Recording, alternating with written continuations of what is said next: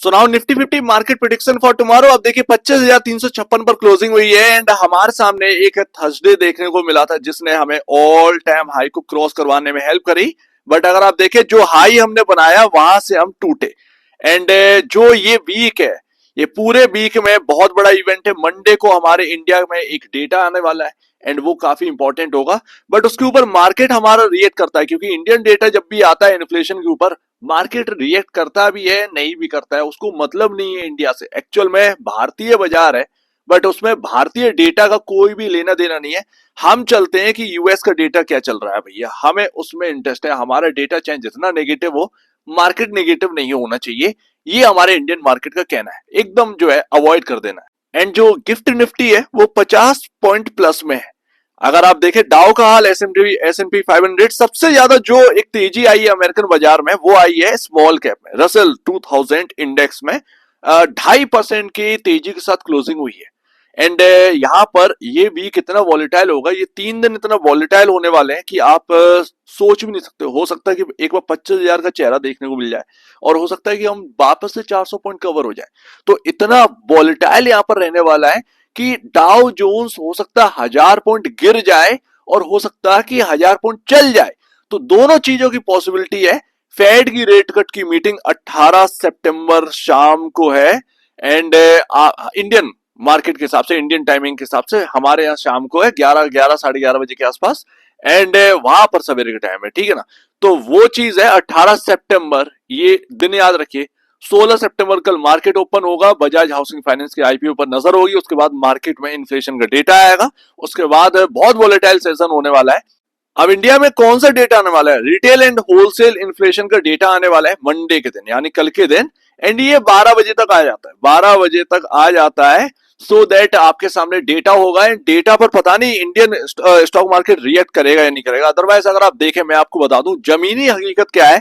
RBI थोड़ा सा ना पता नहीं कैसे काम कर रहा है, ये अनाड़ियों वाले काम कर रहे हैं। मतलब अगर आप अपने मम्मी पापा से पूछेंगे या खुद भी आप सामान लेने जाते हैं तो आपको पता होगा कि चीजें कितनी महंगी है।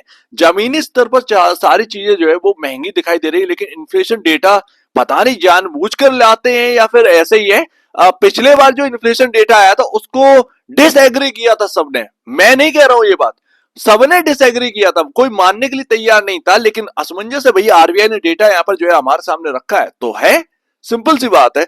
बट जमीनी हकीकत यह है कि इन्फ्लेशन काफी हाई है, चाहे आप फूड इन्फ्लेशन की बात करें। एंड जो चिल्ला रहे हैं ना कि ब्रेंट ऑयल गिर गया, बहुत पॉजिटिव है हमारे इंडियन मार्केट के लिए, भाई साहब लॉजिस्टिक की बात करो ना यार। जो यहां से वहां सब्जी आपका आता है वो महंगा क्यों है? लॉजिस्टिक की वजह से भी तो महंगा है। तेल अपना जो है पेट्रोल डीजल कितना सस्ता हो गया है, ठीक है ना। जो सामान आपके पास पहुंच रहा है, जब वही यहाँ पर महंगे लॉजिस्टिक से पहुंच रहा है सामान, क्या घुइयां यहाँ पर जो है सस्ता होने वाला है। तो ये एक सिंपल सी बात है, लॉजिक समझा करिए। ये नहीं कि किसी ने बोल दिया कि ब्रेंट गिर गया तो हमारे लिए, हमारा तेल यहाँ पर जो है जो पेट्रोल पंप पर मिल रहा है वो सस्ता है या नहीं है, इंपॉर्टेंट वो करता है। लॉजिस्टिक तो भैया उसी से चल रहे हैं। अब गाड़ी यहाँ पर जो है मुंबई से दिल्ली यहाँ पर सामान पहुंचा रही है तो वो 91 या 92 95 के पेट्रोल के भाव से यहाँ पर 1 लीटर डलवा रही है, उसके लिए तो वही है ना, वही रेट है ना। तो उसको यहाँ पर ब्रांड से क्या लेना देना, वो तो पहले भी 95 का डलवा रहा था, अभी भी 95 का डलवा रहा है। तो ये बात आ जाती है। एंड अगर यहाँ पर जो है ना इस बार भी आरबीआई का डेटा फालतू निकल कर आता है, मैं यकीन मानता हूं कि मार्केट उस पर बिलीव नहीं करने वाला, मार्केट बिलीव नहीं करेगा। आप इसको देखकर एकदम पॉजिटिव मत होइएगा कि इन्फ्लेशन का डेटा गिर गया है, मैं ये साफ साफ बता रहा हूं। एंड आप भी ये समझ सकते हैं, अनाड़ियों की तरह मत बनिए, अनाड़ियों की तरह मत बनिए, जो चीज है उस पर ध्यान दीजिए।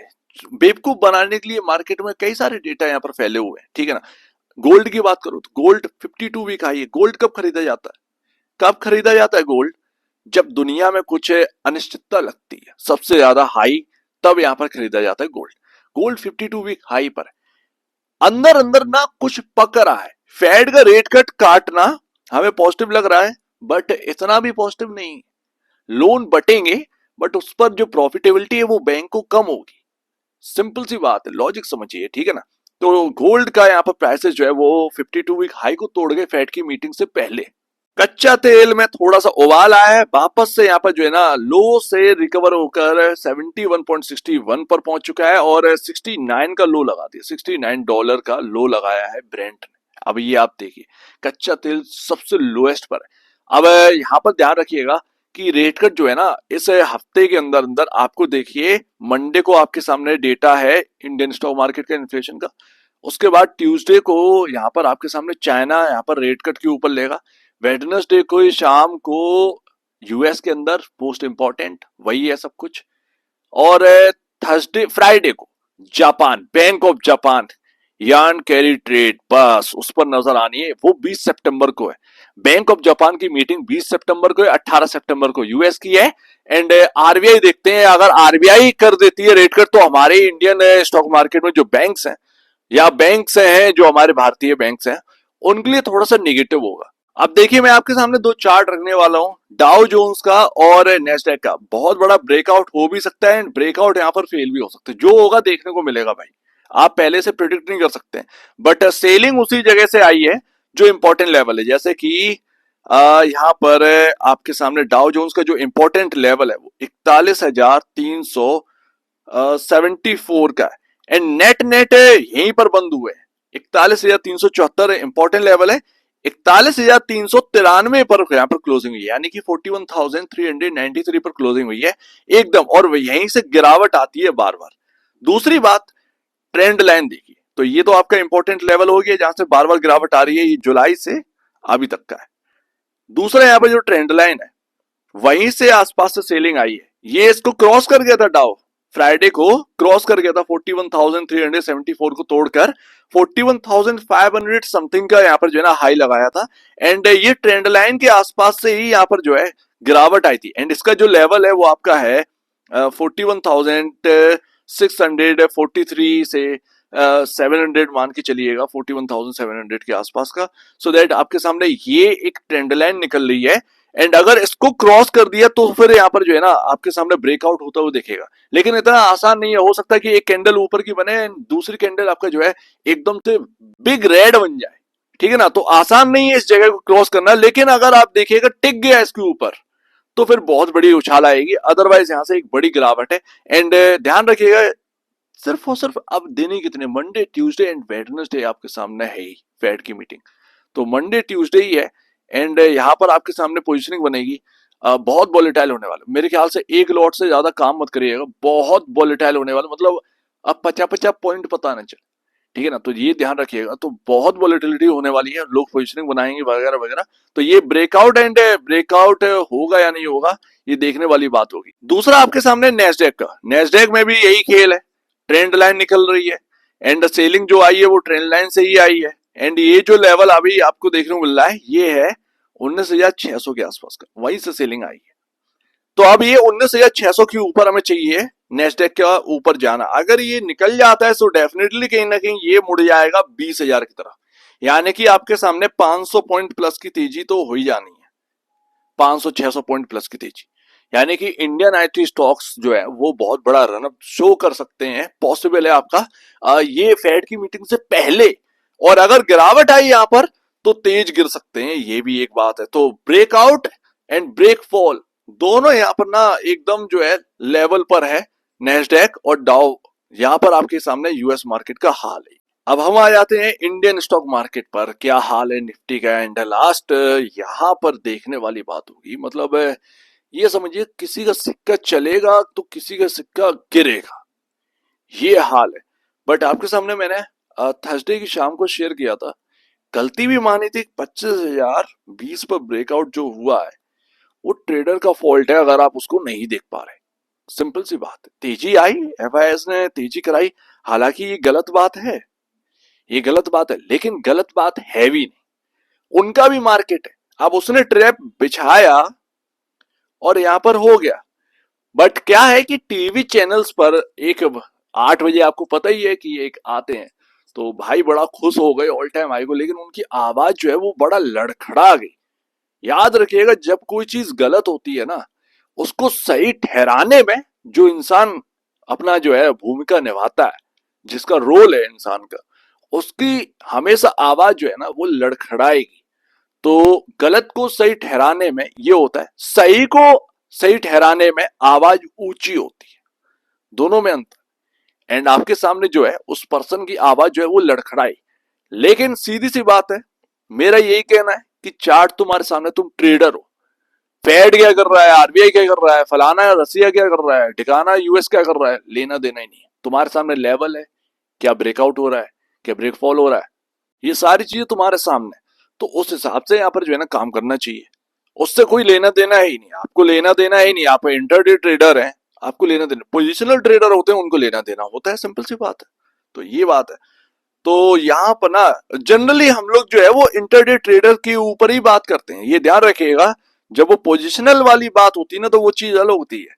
अब हाल फिलहाल की क्या बात है भैया, हाल फिलहाल की बात ये है कि मैंने आपको सामने रखा था कि 25,300 ये एक इंपॉर्टेंट लेवल है, ठीक है।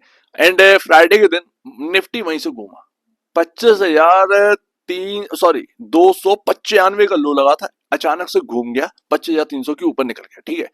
ये जो हाई बनाया था ना थर्सडे, वो उसको क्रॉस नहीं कर पाया, 25,433 को क्रॉस नहीं कर पाया। 430 का हाई है फ्राइडे के दिन, क्रॉस नहीं कर पाया। अब ये बीच की रेंज, जिस तरफ भी ये तोड़ देगा निफ्टी, अगर ये 25,433 के ऊपर चलने लगेगा, टिक जाएगा, लगेगा कि हाँ भैया ब्रॉडर मार्केट में तेजी आ रही है, आपकी निफ्टी के स्टॉक्स में तेजी आ रही है, तब इसको मानिएगा। ये बहुत डरावना खेल है, ये हफ्ता बहुत डरावना है, आपके पैसा बहुत बर्बाद होगा, आपका पैसा बहुत बनेगा, ठीक है।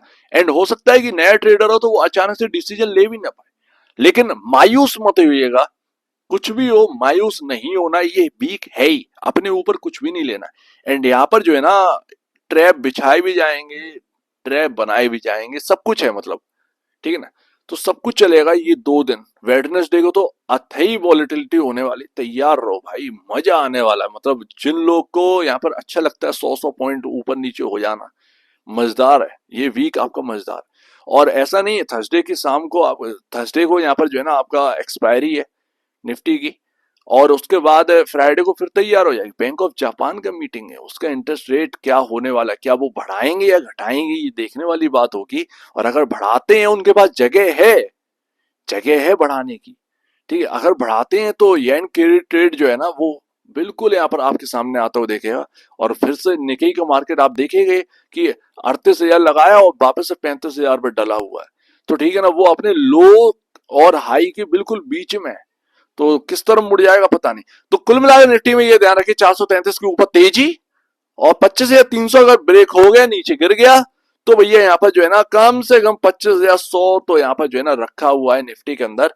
एंड उसके अंदर यूएस मार्केट का भूमिका तो बहुत हैवी होगी, तो ये ध्यान रखिएगा। तो आपके सामने बहुत सारा सिनेरियो है, और बड़ा ध्यान से काम करिए, एक लॉट से ज्यादा काम मत करना, एक लॉट से ज्यादा काम मत करना। एक लॉट आपको सेटिस्फेक्शन देगा, अगर आप सही हो गए तो सेटिस्फेक्शन दे, गलत हो गए तो कम से कम आप अपने आप को सेफ रखें। ज्यादा से ज्यादा लॉस होगा 1,000, 1,200, 1,500 रुपए का लॉस हो जाएगा। एक लॉट कितने की आती है, 2,500, 2,700 के आसपास की आ जाती है अब तो वो चीज है, कम से कम मिनिमम में रहोगे लॉसेस में, ज्यादा बेहतर रहेगा, ठीक है ना। आगे मार्केट डला है, ऐसा नहीं है एक ही दिन में सब कुछ हो गया।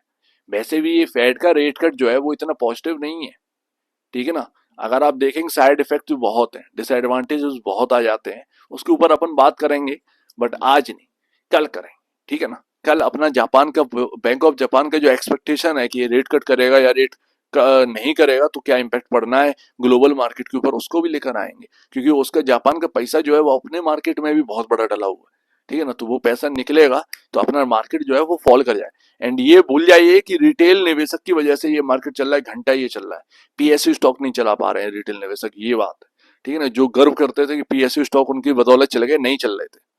वो कुछ फंड्स थे, इंटरडे ट्रेडिंग वाले फंड्स थे, जब वो पुट करते हैं ना 100 करोड़ एक बार में, 100-200 करोड़ रुपए एक बार में झोंकते हैं पीएसयू स्टॉक के अंदर, और जब वो चलने लगता है तब ये रिटेल इन्वेस्टर जो है वो भाग कर आता है, ट्रेडर भाग कर आता है, वो उस मूव को कैच करने का, वो और मूव ऊपर जाता है। तो ये सारी चीज है, रिटेल के हाथ में कुछ नहीं है, ये सिर्फ और सिर्फ आपके सामने एक धोखा, और वो एनालिस्टों की बातों में आप जो है घूमते रहते कि रिटेल बहुत पावरफुल हो गया, नहीं है पावरफुल। सो उम्मीद है काफी कुछ आपको समझ में आया होगा। बच के रहिएगा, बस मेरा कहना यही है, बच के रहिए, अपने आप को सेफ रखिए, जितना प्रोटेक्ट कर सकें उतना करिए। तो कॉल पुट में काम करने से पहले अपनी स्ट्रेटेजी तैयार रखें। कुछ पॉइंट अगर इस वीडियो से मिल जाए तो आपके लिए काम के, तो रख लीजिए। उसके हिसाब से अगर आप जो है अपना जो एनालिसिस करना चाहते हैं वो करिए, और जो भी ट्रेडिंग करनी हो वो आप करिए उस हिसाब से, लेकिन लॉसेस कम रहने चाहिए। तो आप दीजिए मुझे वीडियो देखने के लिए बहुत धन्यवाद दोस्तों।